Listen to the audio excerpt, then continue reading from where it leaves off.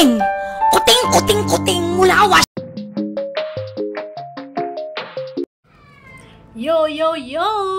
Hi, Wow Life! Another video, another share guys, another POV. So ngayon, magbibigay tayo ng point of view sa ilang videos ni Rachel sa TikTok kung saan ay ipapakita ko sa inyo kung gaano siya kagaling pagdating sa acting, sa sayawan, at yung mga usual na ginagawa sa mga TikTok, sa mga TikTokerist since TikTokerist din ang ating langga. Ganon siya ka-flexible. Anyways, bago ang lahat, don't forget to support and subscribe. Kuya Val Santos Matubang, ating na vlog, Kalinga Prab, Ruel Malalag, Rachel Morales vlog. Of course guys, maraming salamat sa suporta nyo sa aming mga reactors.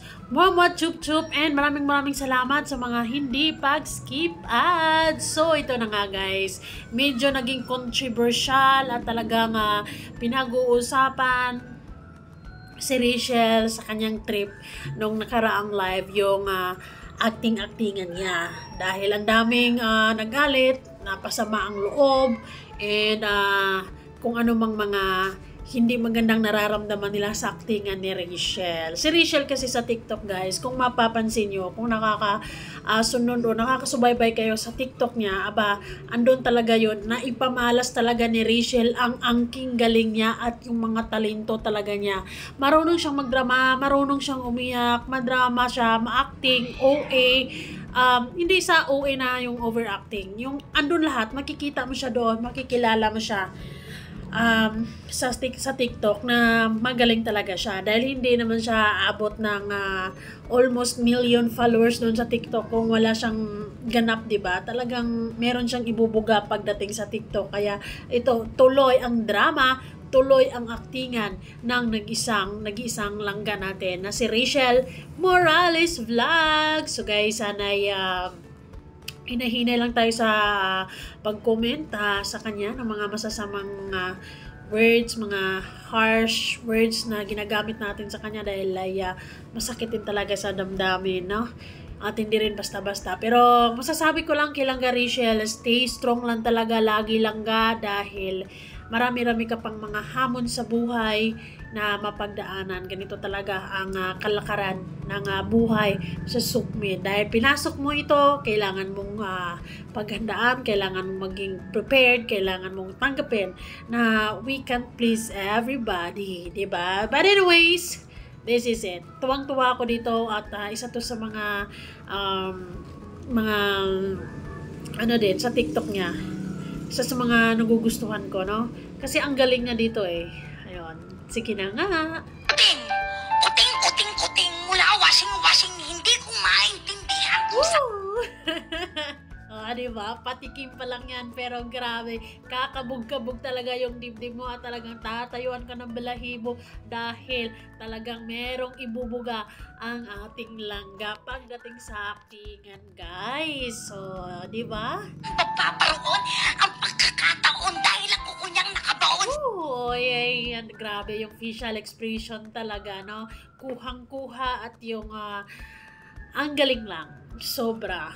And maraming mga natuwa actually, yung mga comments doon, ng mga fans niya sa TikTok. And yun, natutuwa sa kanya. Sa aking brasong ito, aray. Kuting. Oy, aray. Ang galing. Itudo mo pa yan, langga. I want to see more na mga actingan mo sa TikTok, kasi ang dami namang mga padrama-drama dyan sa TikTok. I want to see more, and ilabas mo ang lahat ng kakayanan mo, and makikita nila. Kuting, mula... Ulitin natin kasi nabibitin ako eh. Washing, hindi ko maintindihan kung saan ba paparoon. Diba? Ang galing. Si Rachel kasi, kung nakakasubaybay kayo sa TikTok niya, andon yung pa-cute siya doon, andon yung ganda lang, andon yung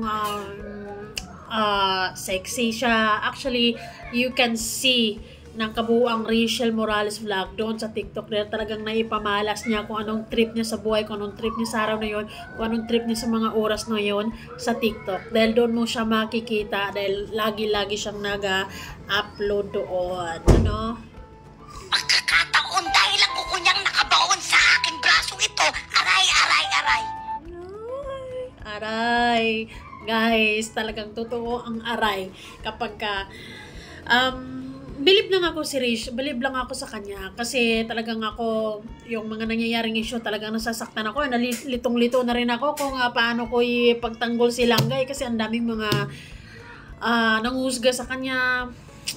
Nahihirapan ako actually. But then, na feel good din ako nung naipagtanggol siya ni Dodong Ruel after sa mga issues, and it makes me feel good, and naging ako yung parang sige, laban lang.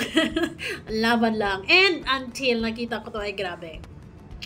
Actually marami-rami na rin namang mga kadramahan, mga actingan na si Rachel na ipamalas dito sa TikTok. Kung nakakasubaybay lang kayo dyan, so ito grabe to eh. Ramdam mo yung sakit, ramdam mo yung andon yung yung emotion talaga. Oh, look at the face. Pasok na pasok talaga to pag ito nag-artista, given na yung good looks niya, given na yung maganda talaga siya, pero talagang meron talaga siyang ibubuga when it comes to acting. Meron talaga siyang angking galing pagdating sa pag-aarte. Ayun. Tandang-tanda ko pa nung panahon ng... Yan ang sinasabi ko kung gaano siya ka-flexible dito sa TikTok na, dahil makikilala mo talaga ang lalo ang isang Rachel kung kaya niyang gawin sa TikTok niya mismo. Kasi dito, tulad dito, pa-cute lang, gaya-gaya lang, basta kuwang-kuha na yung mga facial expressions. I love it. Talagang lito na ako kung saan pa ako. So pretty and fresh. Ang ganda ni Rachel, no? Ganda-ganda lang talaga ako sa hugis ng mukha niya. Sa personal naman ay talaga namang sobrang ganda. Ang cute niya eh. Mas inugali ko pa rin pukpuk Oh. ng pukpok kaysa mukpok ng mukpok sa pangat. Oh, di ba? Pretty lang. Yan yung isa sa mga nagugustuhan ko sa kanya. Pwedeng umiyak, pwedeng malungkot, pwedeng ramdamin mo yung mga sinasabi ng ibang tao, pero carry lang, laban lang. And bawal sumuko, hindi pwedeng magpapatalo tayo sa mga sinasabi ng ibang tao. Dapat strong, no? Strong lagi, ganyan. And I love it na hindi siya basta-basta umaray, hindi siya basta-basta sumusuko. Though, natural lang nasasaktan kasi tao lamang po, Napay suntok ng suntok, mga alaala ng wala ba? Ang angas doon, no? Ang angas doon. Dito naman, makikita din naman natin yung kasexihan niya. Yes, sa mga nagsasabi na mataba si Rachel, no. Hindi siya mataba, guys, dahil in person, payat po si Rachel. And you can see, kitang-kita nyo naman yung curve, kitang-kita nyo naman yung flat tummy natin dyan, at kitang-kita nyo naman yung blue crop top na yan na talaga namang boom. Ang lakas, no? Hindi naantay sa crop top.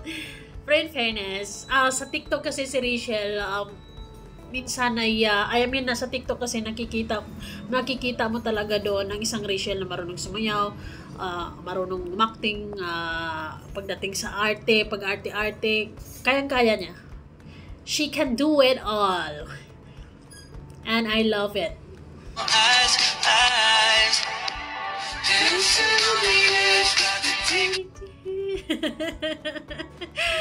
Simply sexy ang ating langga dyan. I love it. Yung gusto ko yung datingan niya dyan. Napaka simple pero makikita mo yung sexiness. Sexy. Yes.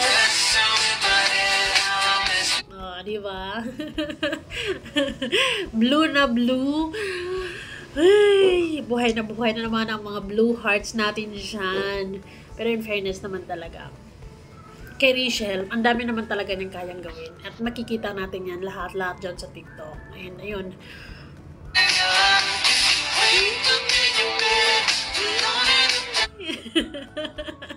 Unang-una makikita mo sa kanya, unang-unang mapapansin mo ka sa kanya is yung magaling din siyang sumayaw, guys. She can act, she can dance.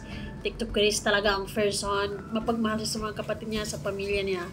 She's cool and puno-puno siya ng pangarap and very positive na tao.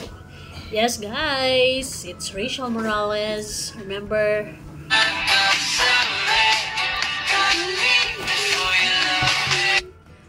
so, ayun, na sana okay na ang lahat dyan and feels good na okay lang yun na nakapagsabi kayo ng hindi magagandang sinasabi patungkol kay Rachel. Okay lang yun. May pagkakataong magbago everyday, no? Ayun, guys, yun lang yung i-share ko sa inyo. Ilan yun sa mga TikTok na, ilan yun sa mga bagay na kaya niyang gawin. She can act, she can dance. TikTokeris indeed. Ayun. Embrace positivity and avoid negativity. That's how Rachel is. Flexible, maganda, sexy, and yes, mapagmahal sa mga kapatid niya, sa pamilya niya. And punong-puno siya ng pangarap. Of course, ginagawa niyang lahat ng ito, nagpakatatag, nagiging nagpakatatag siya para alang-alang para sa pamilya niya. Yes. And ayun, guys, thank you so much for watching and see you guys all on our next video. Mag-suggest kayo kung ano pang mga videos na pwede nating i-react sa kanya sa TikTok niya. Bye.